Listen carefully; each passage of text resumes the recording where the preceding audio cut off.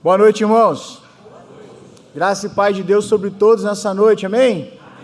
Muito bom nós estarmos aqui nessa noite. Seja muito bem-vindo à casa do nosso Deus. Você que nos acompanha pela internet também, seja muito bem-vindo a esse tempo de adoração, de comunhão, de celebração, esse tempo maravilhoso da nossa vida. Eu gostaria de eu quero pedir para você fechar os seus olhos. A gente já está aí quase no final da apuração das eleições e é um momento muito importante para a vida do nosso país. Então eu gostaria que a gente intercedesse nesse momento. Feche seus olhos, fale com o Senhor, você, do seu jeito. Peça a Ele que abençoe quem vai ser eleito, quem vai ser empossado, que essas pessoas amem a cidade, amem as pessoas e trabalhem por elas. Lembra que Deus, através de Jeremias, diz que é na paz da cidade que nós temos paz. Então feche seus olhos, ore pela paz da nossa cidade, pela paz do nosso país.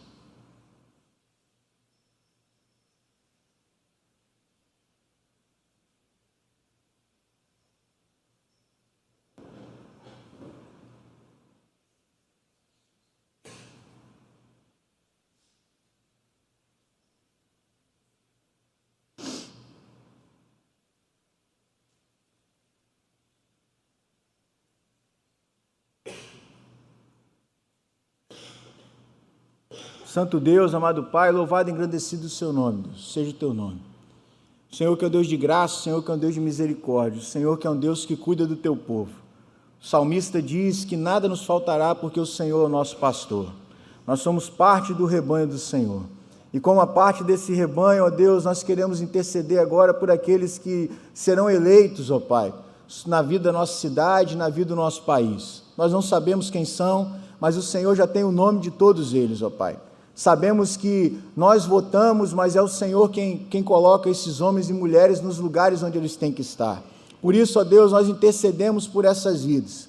Esses homens e mulheres que hoje foram eleitos, que serão empossados, que serão investidos, ó Deus, de um mandato de 4 anos, ó Deus, para abençoar a vida da nossa cidade. E é isso que nós queremos pedir ao Senhor, que eles verdadeiramente abençoem a vida da nossa cidade. Nós cremos, ó Deus, na realidade da Tua palavra, quando o Senhor diz que o ímpio existe muitas vezes para abençoar o justo.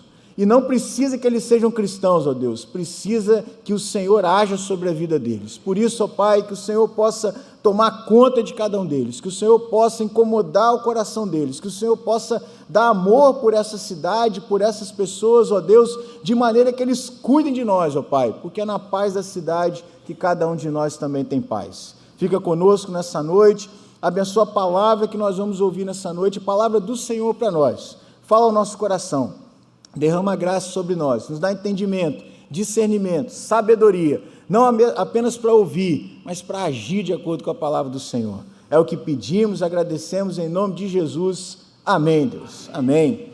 Abra sua Bíblia no texto de Jonas.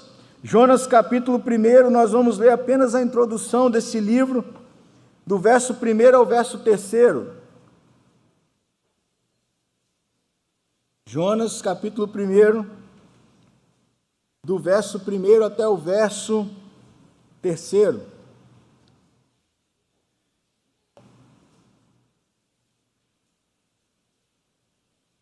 Jonas é o 6º profeta menor.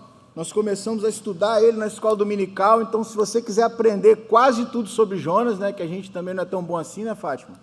Aí você vem aqui na escola dominical para você aprender. Mas hoje nós vamos trabalhar esse texto, Jonas capítulo 1, do verso 1 até o verso 3. Diz assim a palavra de Deus, eu vou ler o primeiro, vocês o segundo, e nós vamos ler o terceiro juntos. Veio a palavra do Senhor a Jonas, filho de Amitai, dizendo: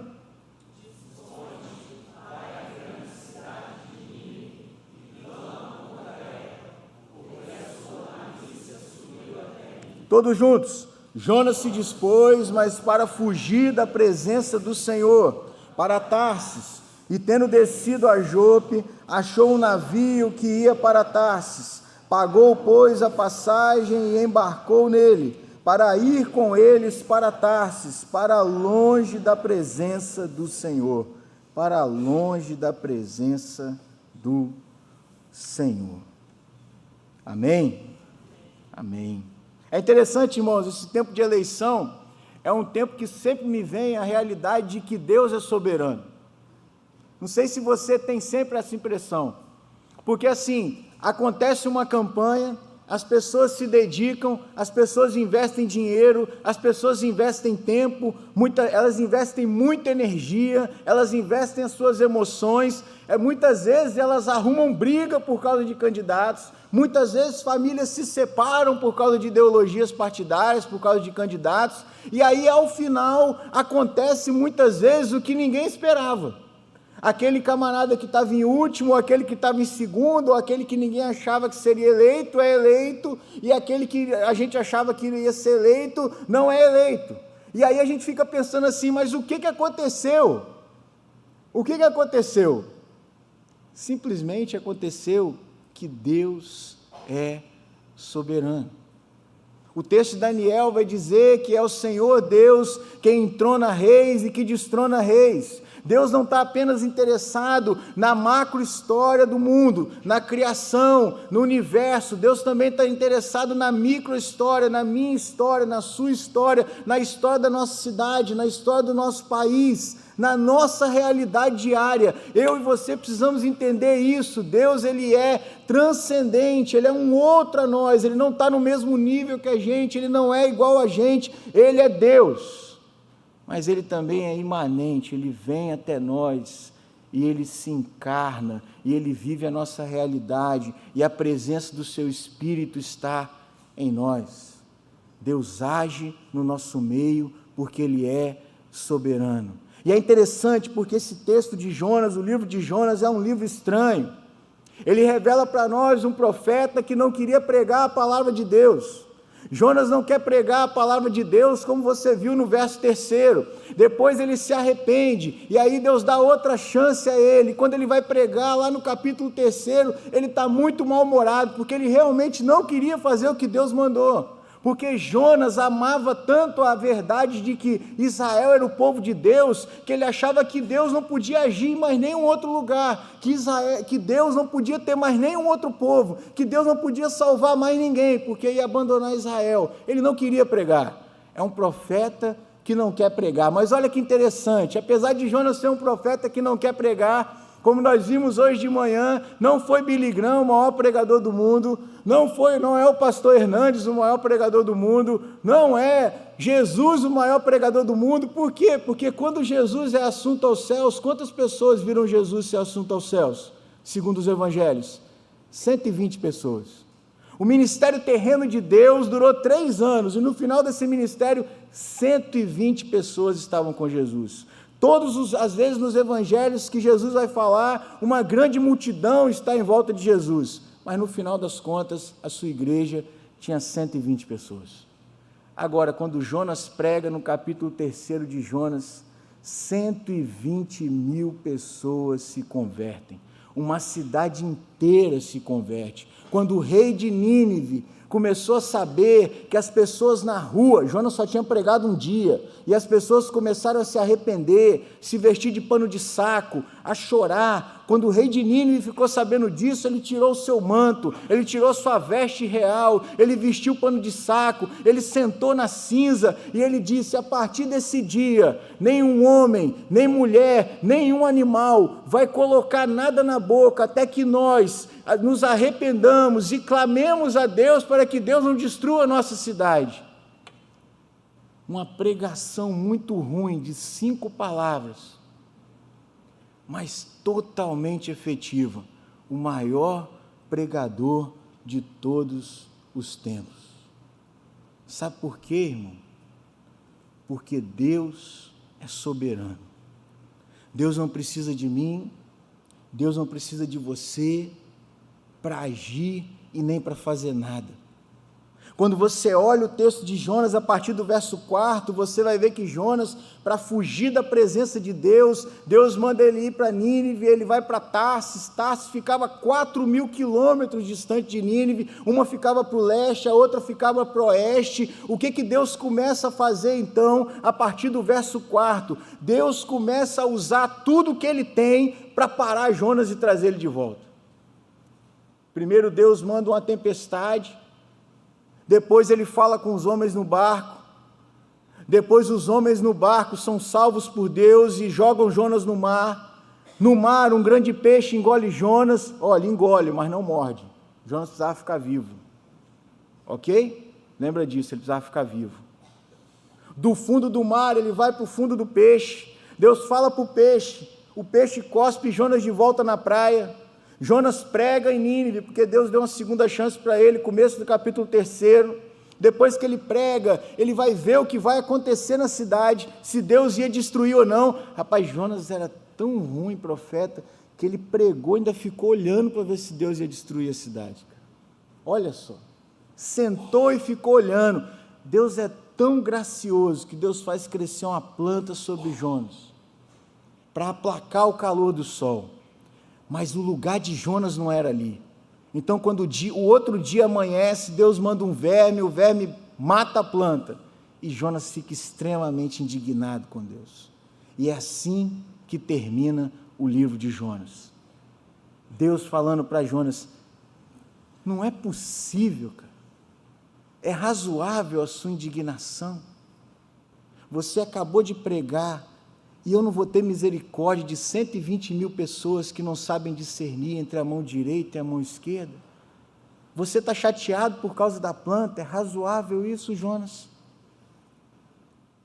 É por isso que esse livro é um livro estranho, mas ele é um livro que mostra para mim e para você a soberania de Deus sobre todas as coisas, sobre a vida de um homem, sobre a vida de homens que não conhecem a Deus, sobre a vida da natureza, sobre a vida de uma cidade, a maior cidade do mundo antigo na época de Jonas, em 720 a.C.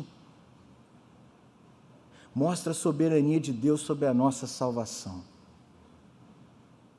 Tem um autor que ele diz que Deus, ele pega toda a sua fúria e vai de encontro a Jonas, tempestade, peixe, fundo do mar, para que Jonas pudesse se arrepender e fazer a sua vontade. E eu quero que você guarde isso nessa noite. Deus é soberano. Deus é soberano. Eu não sei o que tem acontecido na sua vida, eu não sei o que você planeja, eu não sei se você tem planos frustrados, sonhos inoperantes, eu não sei se você está desistindo de coisas, eu não sei se você está abandonando projetos, mas eu quero dizer para você que todas essas coisas não estão nas suas mãos, porque Deus é soberano. E o texto mostra para mim e para você algumas dessas realidades. Eu vou ficar apenas até o verso 3, já dei um panorama geral para você. Se você quiser conhecer mais o livro de Jonas, vem na igreja domingo de manhã, 9 horas, que você vai aprender muito. Mas olha que interessante, Deus é soberano, irmãos, porque Ele age onde Ele quer. Deus é soberano porque Ele age onde Ele quer. O verso 1 diz para mim e para você: veio a palavra do Senhor a Jonas, filho de Amitai, dizendo. Mas quem é Jonas? Você vai conhecer um pouco mais sobre Jonas se você abrir a sua Bíblia no livro de 2 Reis, capítulo 14, verso 25, que diz assim: restabeleceu ele quem? Jeroboão II, rei de Israel. Restabeleceu ele os limites de Israel, desde a entrada de Ramate até o mar da planície, segundo a palavra do Senhor, Deus de Israel, a qual falara por intermédio de seu servo Jonas, filho de Amitai, o profeta, o qual era de Gate-Efer. Nós vimos hoje de manhã que por conta dos grandes milagres que Deus faz através do livro de Jonas, que a gente conhece pelo livro de Jonas, muita gente acha que o texto de Jonas é uma história, é um conto, é uma comédia, é uma alegoria, mas preste atenção nisso, Jonas é real. Ele foi um profeta inserido numa família, inserido num lugar. Ele era filho de Amitai, ele era de Gate-Efer. A palavra do Senhor veio a ele no momento que Israel estava afastado de Deus, idólatra, promíscuo com relação à sua aliança com o Senhor. E Jonas diz assim: calma aí, que Israel vai voltar a ser grande. E aí, quando Jeroboão II ascende ao trono, a Síria não quer mais nada com Israel, porque está preocupada com a Síria, e aí Israel tem paz, e Jeroboão II vai ganhando terreno, vai restabelecendo os territórios, vai se tornando grande, Israel vai se tornando próspero, política e financeiramente. A palavra do profeta Jonas se cumpre, e você sabe que no Antigo Testamento, para o profeta ser profeta, a profecia tinha que se cumprir, senão ele era o quê? Apedrejado, senão ele era morto. Pena que a gente não vou falar isso não. Ele era morto. A palavra de Jonas se cumpriu. Jonas era uma pessoa real, inserido numa família, filho de Amitai, que morava num lugar, Gat-Hefer. Agora, o que é Gat-Hefer? Gat-Hefer não é nada. Gat-Hefer, segundo Jerônimo, é uma cidade completamente insignificante, pequena, não populosa, pobre. Ficava nos arredores de Zebulon. Lembra que era Zebulon? Zebulon é no território de Israel, Zebulon e Naftali é no território de Israel, que era tido como miscigenado. As pessoas ali, algumas criam em Deus, outras não criam em Deus, adoravam a Deus e adoravam a outros deuses. Era um território completamente desprezado. E sabe onde é Zebulon e Naftali? Nazaré. Lembra de João, capítulo 1, verso 46, quando Filipe chega para Natanael e fala assim: Natanael, vem ver, eu acho que esse homem é o Messias que esperávamos, ele é de Nazaré. E Natanael fala assim: pode vir alguma coisa boa de Nazaré? Porque Nazaré era assim, era o pior lugar para você morar. Pensa num lugar ruim aí, que se você falasse todo mundo ia assustar onde você mora. Era Nazaré. Né, doutor Henrique? Onde é que você mora, pastor Léo? Nazaré. Doutor Henrique, Nazaré. É isso, Nazaré. Gat-Hefer. Mas é de lá que Deus chama o maior missionário transcultural de toda a história. Deus age em lugares, irmãos e amigos, que nós não acreditaríamos. Deus trabalha em lugares de maneiras assombrosas para nós, que nós jamais entenderíamos. Lugares que nós desprezamos, lugares que nós não queremos ir, lugares aos quais nós repudiamos porque são pequenos, porque são pobres, porque são lugares de gente estranha, esquisita, mal arrumada, que fede. Mas Deus trabalha nesses lugares. Sabe por quê? Porque Deus é soberano e Ele age onde Ele quiser. Ele não depende de mim, Ele não depende de você, Ele não depende da nossa igreja. Guarde isso na sua cabeça, porque muitos crentes colocam na cabeça que quando eles chegam no lugar, Deus está chegando naquele lugar. Coitados, coitados, se esquecem de que Deus trabalha em lugares onde nós nunca fomos e nunca iremos. Se esquecem de que quando nós chegamos em algum lugar, Deus já chegou naquele lugar muito antes que nós. Porque Deus é soberano e Ele age onde Ele quer. Está aqui nessa noite conosco a Sofia e o Davi. Eles fazem parte da comunidade Vida, a igreja, dos nossos amigos em Vitória. Final de semana agora eles fizeram um chamado impacto, evangelístico, chamado Avanço, uma conferência chamada Avanço. Durante toda a semana eles foram ministrados, a igreja foi ministrada, de maneira a sair pelas ruas da cidade, orar pelas pessoas, mas não orar assim, Deus te abençoe e vai, não. Qual é o seu problema? Eu tenho uma dor nas costas que não sai, então nós vamos orar pela sua coluna até que essa dor saia. E eles oravam até que a dor saísse.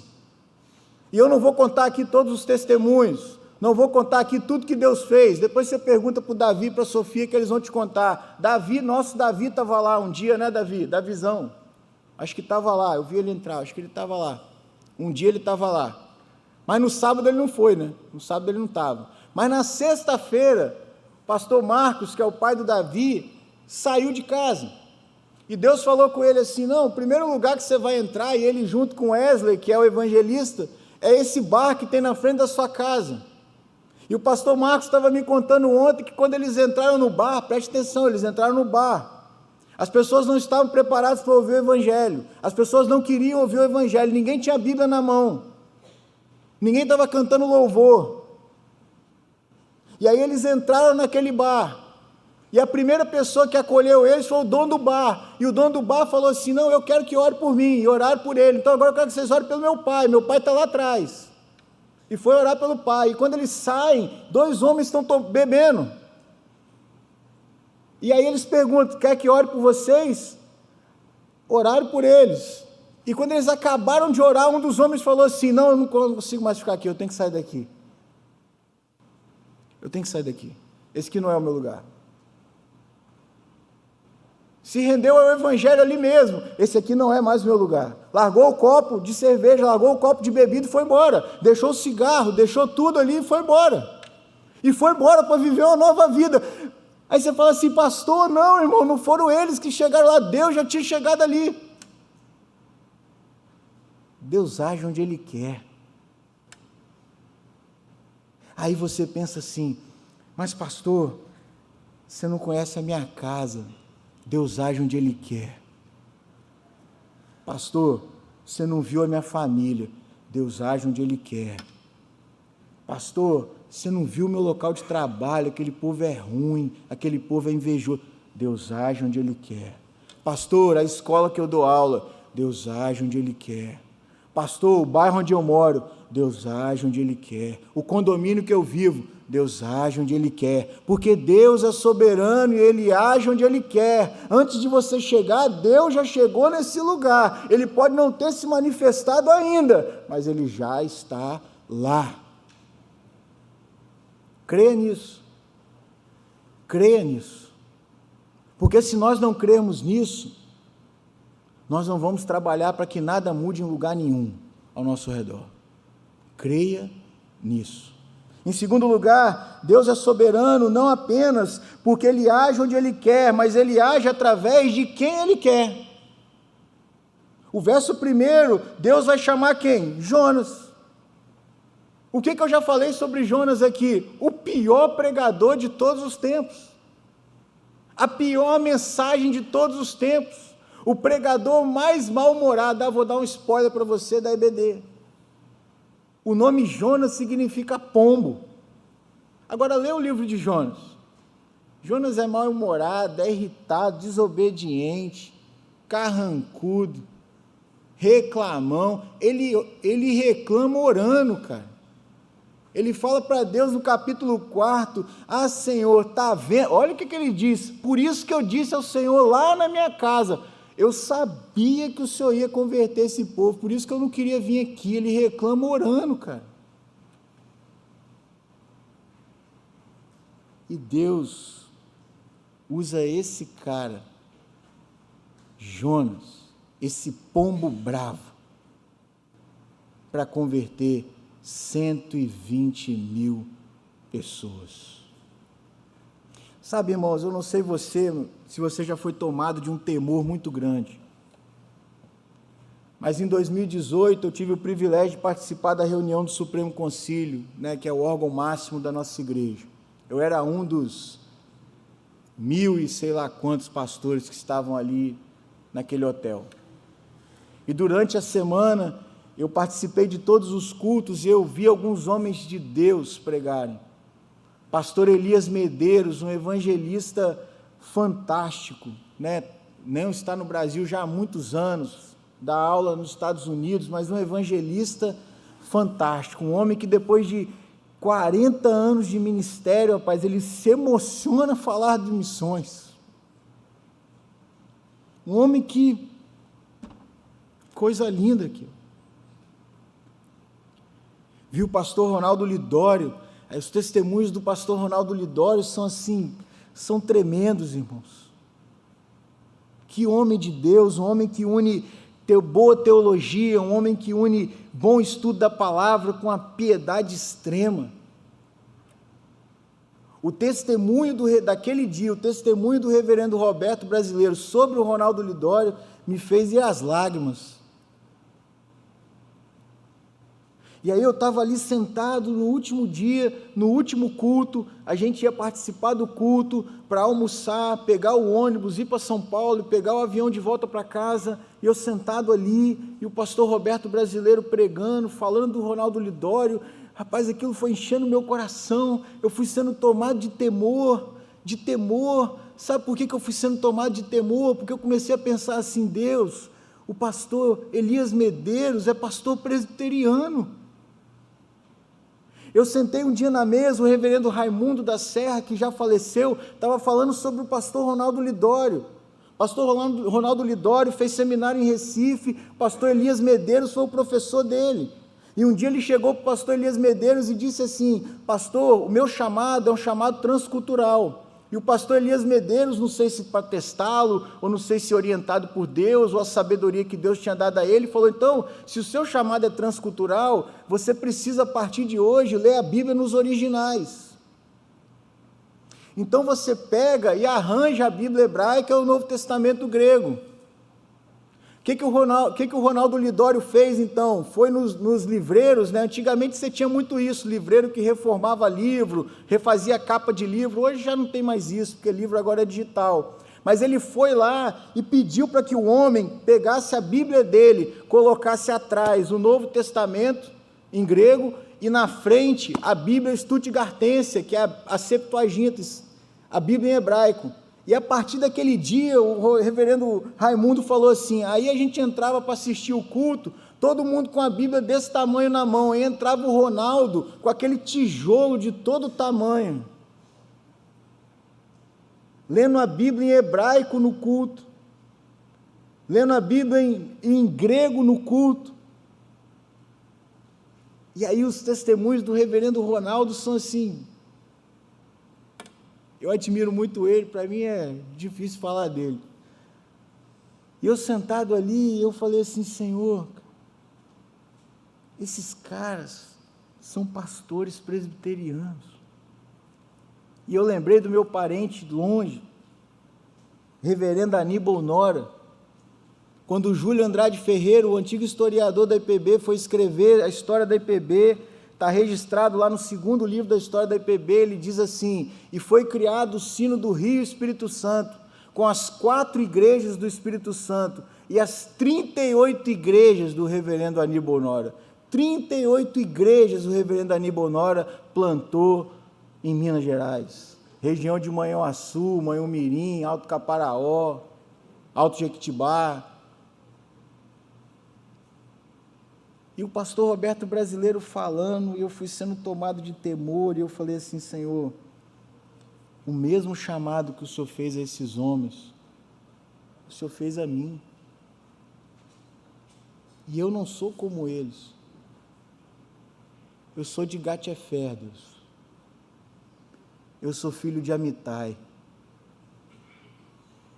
Meu pai não é erudito. Meu pai é padeiro. Meu avô é padeiro. Por que o Senhor me colocou no mesmo lugar que eles? Deus usa quem Ele quer. Deus usa você. Deus usa mim. Gente que não sabe ler grego, gente que não sabe ler hebraico, mas que foi alcançado por Cristo e recebeu o mesmo chamado do pastor Elias Medeiros, o mesmo chamado do pastor Ronaldo, para pregar o evangelho a toda criatura. Deus usa a mim e a você, irmãos, e isso para nós é um privilégio, porque Deus não precisava de nenhum de nós para pregar o evangelho. Deus não precisava de Jonas para converter Nínive. Quando Jonas chega lá, ou você acredita que foi Jonas? Sério, pregou mal pregado, pregou aborrecido, pregou sem querer pregar, e 120 mil pessoas se convertem. Você acredita que foi Jonas? Não, foi Deus. A nossa salvação do começo ao fim não é obra nossa, é obra de Deus. Então, quando alguém se converte, eu sou instrumento, mas é Deus que faz a obra. Mas Ele quer me usar e quer usar você. Ele quer me usar e quer usar você para alcançar primeiro a sua casa. depois os seus vizinhos, depois o seu trabalho, depois quem você encontrar na rua, como usou esses garotos no final de semana, para orar por pessoas na praia que estavam tomando banho de mar, que estavam com a cadeira debaixo do braço, mas que se converteram no meio da calçada, mas que foram curados de doença no meio da rua.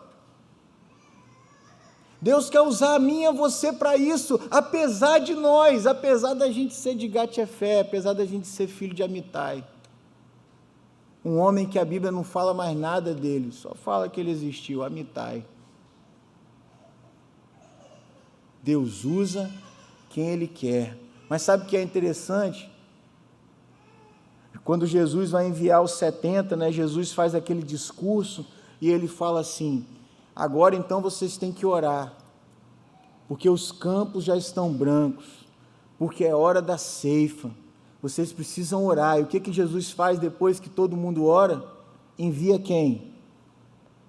Jesus envia quem? Envia eles que estavam orando, os 70 que estavam orando. Jesus não espera que chegue outra pessoa, não. Vocês oraram? Quero dizer para vocês, surpresa, são vocês mesmos que vão colher os campos brancos. Irmãos, somos nós que vamos colher os campos brancos. Somos nós, porque Deus usa quem Ele quer, e Ele quer usar a mim e a você, para propagar o Evangelho. Agora, o grande problema é que a gente acha que isso é um privilégio, e recebemos as benécias de Deus, mas não compartilhamos a graça de Deus. Jonas queria receber todas as benécias de Deus como parte do povo de Israel, mas não queria compartilhar a graça de Deus com o inimigo, que era a Síria. Não queria compartilhar a graça de Deus com um outro povo, porque ele era muito violento, porque ele era muito mau. Agora, eu e você esquecemos que a minha cidade, a sua cidade, ela só é violenta, ela só é imoral, ela só é barulhenta, ela só é bagunçada, ela só é suja, porque ela não conhece o Evangelho. Porque o Evangelho é o poder de Deus para transformar a vida de todo homem. Então, quando o seu vizinho chato conhecer o Evangelho, ele vai mudar. Quando o seu filho, que você não entende por que ele faz o que ele faz, conhecer o Evangelho, ele vai mudar. Quando o seu marido, que você está casado com ele, ou você está casado com ela, faz o que faz, e você não gosta, e você diz todo dia, e ele não entende, e ela não dá bola, quando ele conhecer o Evangelho, cara, isso vai mudar. Agora, vai conhecer o Evangelho a partir de quem? De mim, de você, de mim e de você. Porque Deus usa quem Ele quer. Não precisa ser erudito, não precisa ser inteligente demais, sábio demais, novo demais.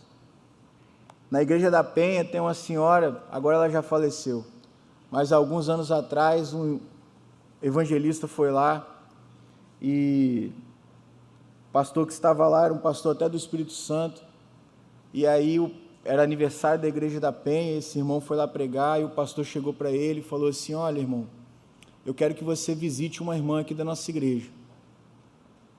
Aí ele falou: tudo bem, pastor, vou visitar. Sabe por quê? Ela é uma irmã muito especial. E aí as pessoas foram entrando na igreja, o pastor foi falando assim: ó, você está vendo aquele banco lá onde está sentado o Isaulim, todo aquele pessoal lá? Pois é, essa irmã ganhou todas aquelas pessoas para Cristo. Aí as pessoas iam entrando na igreja assim, e o pastor falava assim: você está vendo esse irmão aí, esse aqui, e aquele lá, e aquele lá? Essa irmã ganhou todas essas pessoas. Então, mas ela não pode mais vir à igreja, porque ela está doente, e eu queria que você fosse lá orar por ela. E aí o pastor Abelardo foi lá orar pela irmã. Quando ele chegou lá, ele falou assim: ah, irmão, o pastor falou e tal, e aí a irmã está falando, o pastor está falando e tal, e o pastor, quando pediu o pastor orar, ele falou assim: olha, irmão, mas antes de orar pela senhora, eu queria perguntar uma coisa à senhora.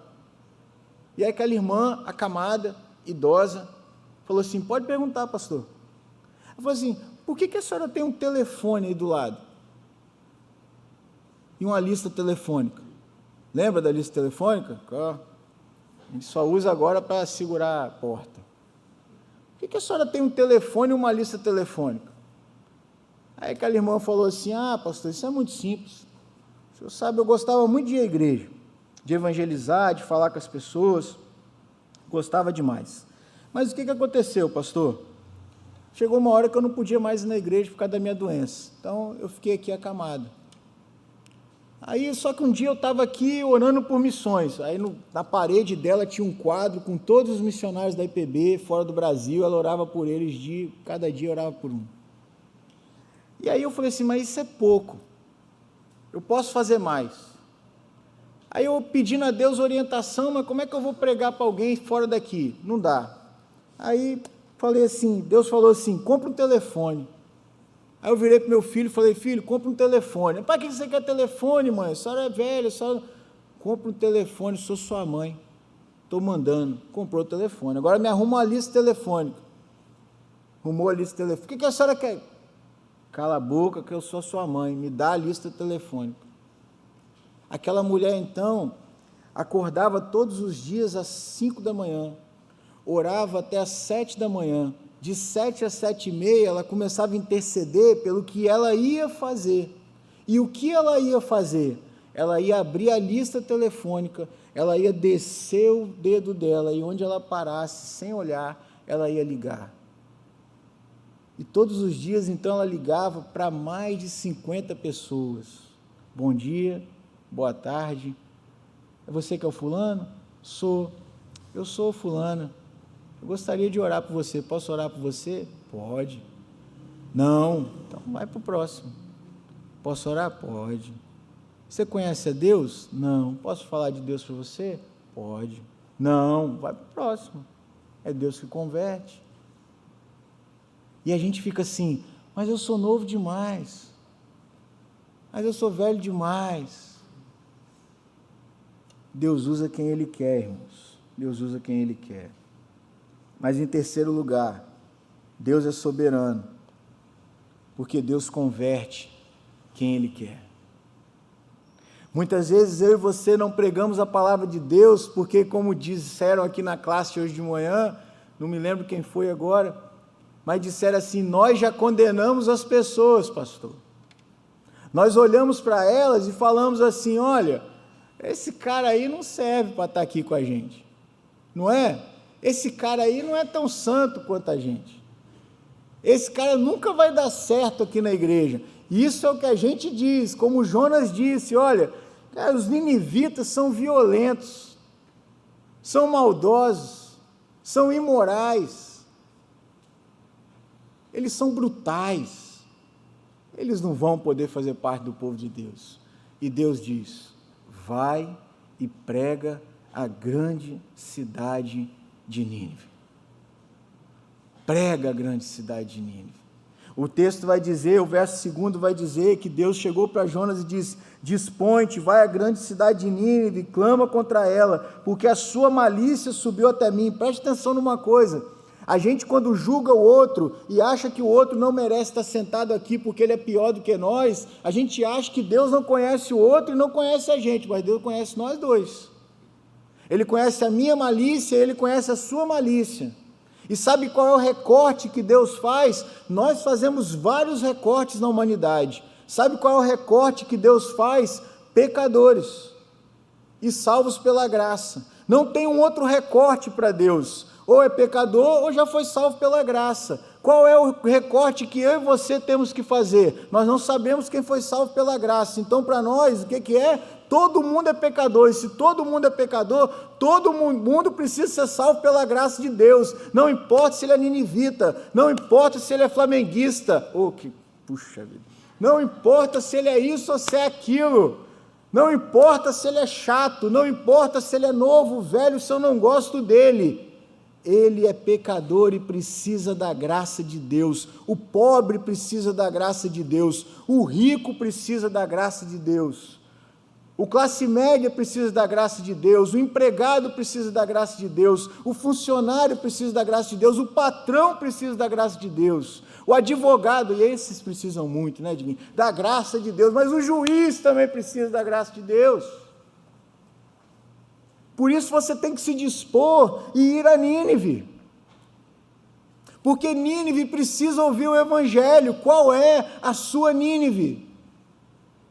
Qual é esse lugar do qual você já esqueceu? Esse lugar que você riscou do seu mapa, mas que nunca ouviu a palavra de Deus? Esse lugar que você não quer pisar lá, porque você fala assim, essa desgrama desse lugar é amaldiçoado, daqui não sai nada, daqui não nasce Evangelho. Havia uma ilha no Pacífico que era conhecida porque todos os habitantes eram canibais. Eles eram canibais. Ela era conhecida no Pacífico como a Ilha da Morte. Um dia, 4 jovens missionários moravianos, se lembra dos moravianos? Aqueles missionários que eles oravam e quando Deus falava para eles o lugar onde eles iam, eles entravam nos barcos, não importava a quantidade de tempo, eles chegavam no lugar. Quando chegavam no lugar, a primeira coisa que eles faziam quando desembarcavam do barco era queimar o barco, porque eles não podiam voltar. Ou eles morriam pregando o Evangelho, ou eles morriam tentando pregar o Evangelho. De alguma maneira eles iam morrer onde Deus os havia mandado, eles não voltavam mais para suas famílias e para suas terras natais.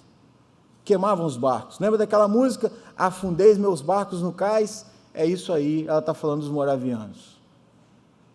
E aí é interessante, irmãos, que um dia Deus mandou esses 4 jovens para essa ilha de canibais, a Ilha da Morte. Aqueles 4 jovens entraram no barco carregando uma Bíblia. Hoje a nossa Bíblia é muito leve, é pequena, mas naquela época as Bíblias eram uma caixa enorme, muito grande, pesada. A caixa ocupava parte grande do barco. Quando aqueles homens então estão desembarcando na Ilha da Morte, conseguiram achar a Ilha da Morte, quando eles estão desembarcando da Ilha da Morte, todo mundo cerca o barco. Pega eles, traz aqui, bota eles que nós vamos almoçar bem hoje. Tudo bonitinho, tudo limpinho. Hoje a comida vai ser boa, já está temperada com sal. Partiram para cima deles. Quando eles estão começando a partir para cima dos missionários, o chefe manda todo mundo parar. Para tudo. Pessoal, mas por que para tudo? Todo visitante tem que virar almoço aqui? Não, para tudo. Ontem eu tive uma visão, e nessa visão um homem me dizia, amanhã 4 homens chegarão no barco carregando uma caixa preta, ouça o que eles vão dizer. Desembarca do barco, traz a caixa preta, prega o Evangelho. Sabe qual é o nome dessa ilha? O nome dessa ilha é Havaí, a ilha do amor. Havaí não é a ilha do amor por causa da dança, por causa da festa, dos coquetéis e do aloha. É a ilha do amor por causa do Evangelho. Do Evangelho. Qual é a sua Nínive? Qual é esse lugar do qual você já desistiu? Esse lugar que você acha que não pode receber o Evangelho. Deus está te mandando, dispõe-te e vai para Nínive. E quando Deus manda eu e você fazermos algo, nós só temos 2 opções. Ou fazemos, ou não fazemos. O verso 3 vai mostrar o que Jonas fez. Ele desobedeceu. A partir do verso 4, você vai ver que a desobediência de Jonas atingiu não somente ele, os homens que estavam no barco, atrapalhou a vida de todo mundo. O que você tem feito com o chamado de Deus para você? Deus te mandou pregar o Evangelho a toda criatura. Todas essas criaturas que você encontra todo dia. O que você tem feito com esse Evangelho que você já recebeu? Você tem dito como Jonas? Não, a graça de Deus é para nós. Sabe por quê, pastor? A gente já conhece todo mundo aqui na igreja, olha que legal. Todo mundo canta, sabe cantar, todo mundo veste direitinho. Se chega outra pessoa aqui que veste esquisito, Maristela, que não sabe cantar os mesmos hinos, que não fala Pai do Senhor, que na hora da bênção não sabe que é para ficar de pé, Dudu, que não sabe bater palma no ritmo. Irmãos, acaba com isso, cara. Prega o Evangelho, porque Deus é soberano. Ele age onde Ele quer, por meio de quem Ele quer, para salvar quem Ele quer. 120 mil pessoas foram salvas em 3 dias na cidade de Nínive, com aquela mensagem ruim de Jonas. Eu quero que você guarde uma frase. Eu não faço isso, você sabe. Estou aqui há 10 meses, nunca fiz e não faço, mas eu quero que você repita uma frase comigo, para você guardar no seu coração e não esquecer o que você ouviu nessa noite. Todos juntos, eu vou falar e vocês vão repetir. Deus está fraco. Deus está sempre fazendo algo na vida de alguém, em algum lugar. Deus está sempre fazendo algo na vida de alguém, em algum lugar. O que eu e você temos que fazer? Perguntar para Deus: como eu posso participar do que o Senhor está fazendo todo dia na vida de alguém, em algum lugar? É só isso que a gente tem que fazer, porque converter os corações do começo ao fim é obra de Deus. Não tem nada a ver com a gente, a nós só nos cabe pregar e orar e esperar. Converter os corações é obra de Deus. Qual é a sua Nínive? Feche seus olhos, fale com o Senhor.